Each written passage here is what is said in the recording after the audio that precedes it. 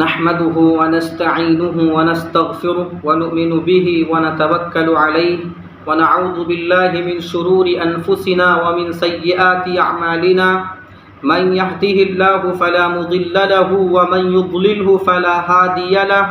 ونشهد أن لا إله إلا الله وأشهد أن سيدنا وسندنا ومولانا وبارك وسلم تسليما كثيرا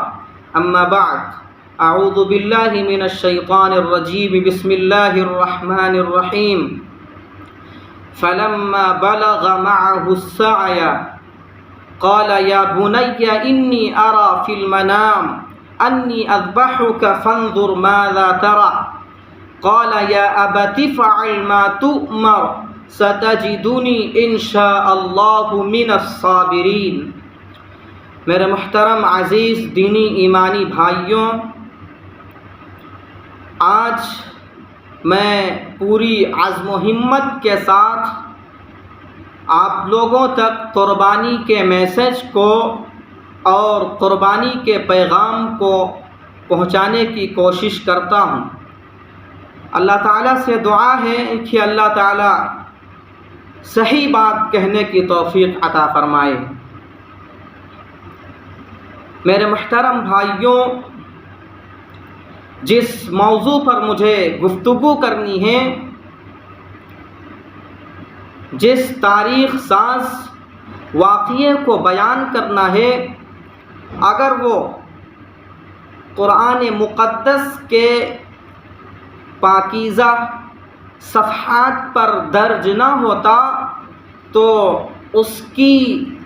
صداقت اور حقانیت پر یقین کرنا مشکل ہو جاتا۔ میرے محترم بھائیوں،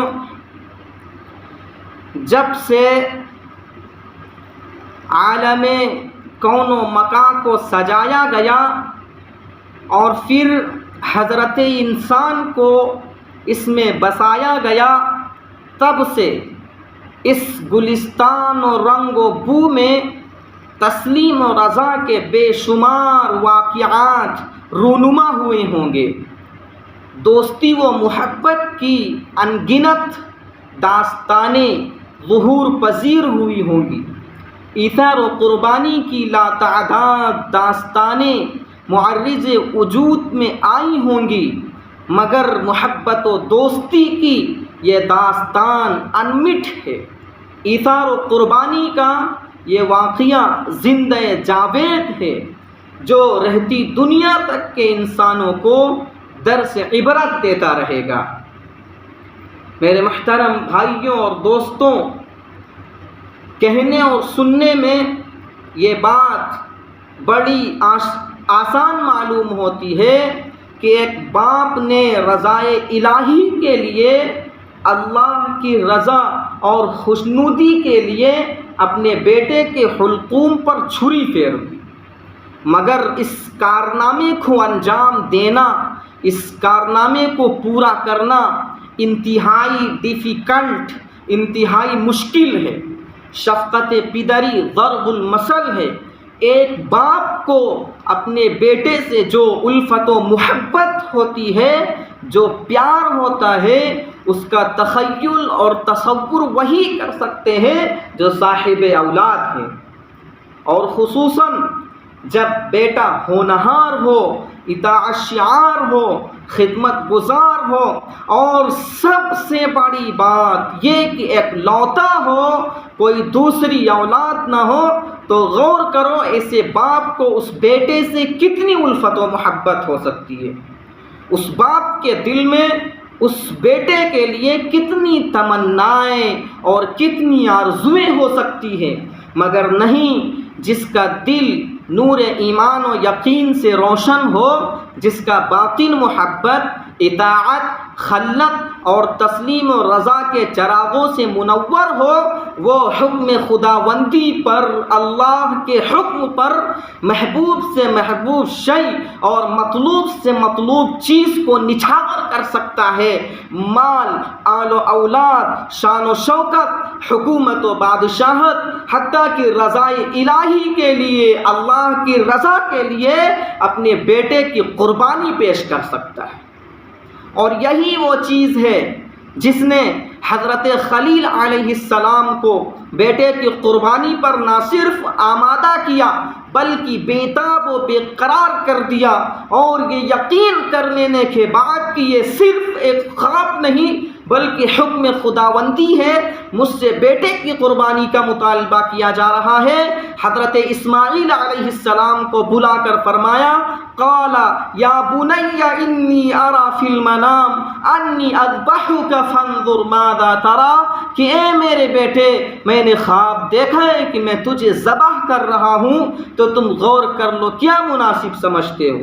میرے محترم بھائی اور دوستو، یہاں پر ایک قابل غور بات یہ ہے کہ حضرت ابراہیم علیہ السلام اپنے بیٹے سے کوئی مشورہ نہیں لے رہے، بلکہ اپنے عزم و ارادے سے یہ مطلع فرما رہے ہیں کہ میں نے تجھے ذبح کرنے کا تہیہ کر لیا ہے، چاہے تیری مرضی ہو یا نہ ہو، بہرحال تجھے قربان کروں گا اور مرضی الہی کی تکمیل کروں گا۔ ہاں، اگر تو خود سوچ سمجھ لے، رضا اور رغبت سے، خوش دلی اور خندہ پیشانی سے ذبح ہونے کے لیے تیار ہو جائے تو نور علی نور۔ چنانچہ باپ کے اس تجویز و فیصلے پر بیٹا احتجاج کر سکتا تھا، تأمل کر سکتا تھا،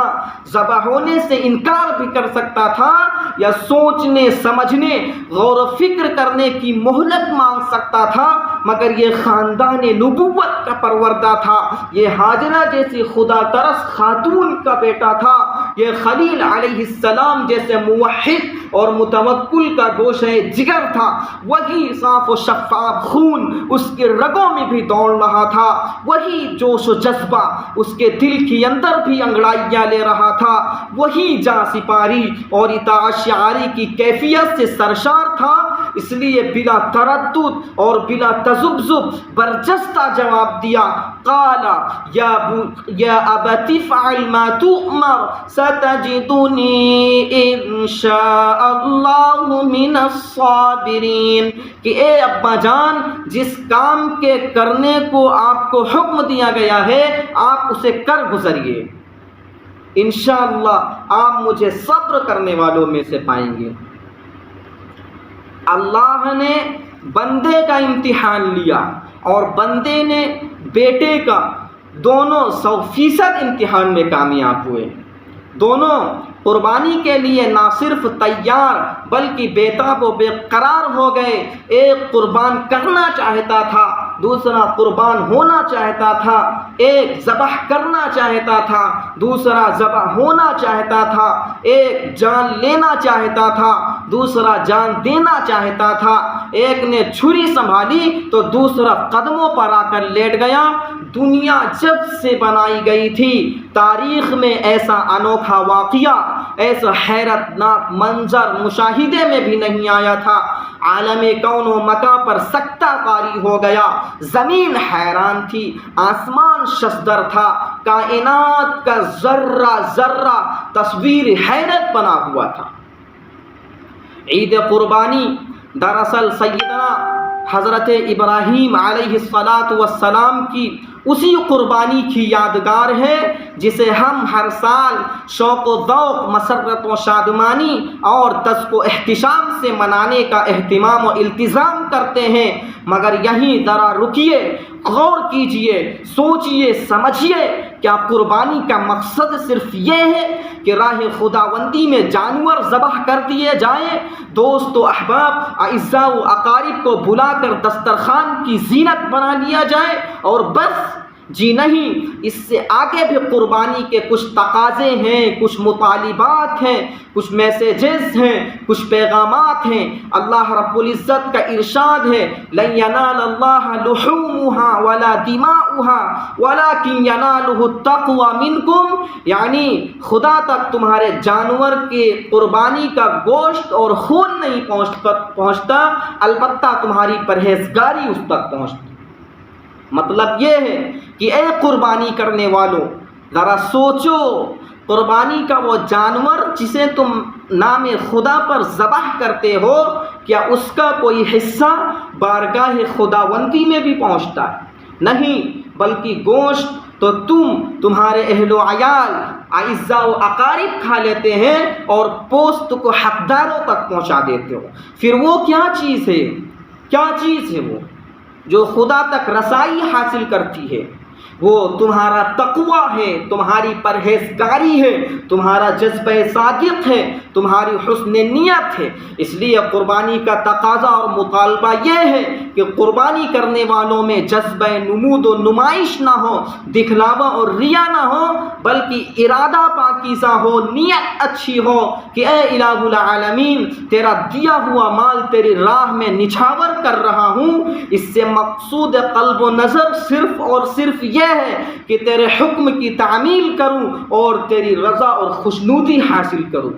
اس لیے عید قربا کے ذریعے ہمیں ہر سال جانوروں کی علامتی قربانی کے توسط سے یہ پیغام دیا جاتا ہے، یہ میسج دیا جاتا ہے کہ اے اسلام کے پیروکاروں، خدا کی وحدانیت اور رسول کی رسالت پر اعتقاد رکھنے والوں، اللہ کے نام پر، اس کے دین کے نام پر صرف جانوروں کی قربانی پر اکتفا نہ کر لینا، بلکہ جس طرح کی، جس نوعیت کی قربانی کا تقاضا اور مطالبہ ہو اس سے دریغ نہ کرنا، تأمل نہ کرنا، تذبذب میں مبتلا نہ ہونا۔ جس طرح ابراہیم نے راہ خدا میں بیٹے کو قربان کرنے سے تأمل اور تردد نہ کیا، جانور کی قربانی میں تمہارے لیے یہی پیغام پوشیدہ ہے۔ اللہ کی رضا کے لیے ناموس رسالت پر، اسلام کی ترقی اور سرفرازی کے عنوان پر، ملت بیضا کی سرخروئی اور سرفرازی کے نام پر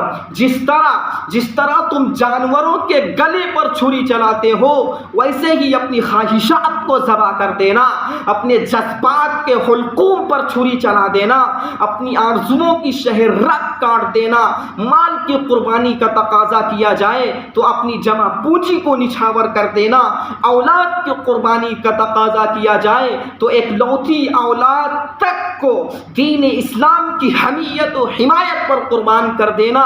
حتیٰ کہ جب اسلام باطل کے نشانے پر ہو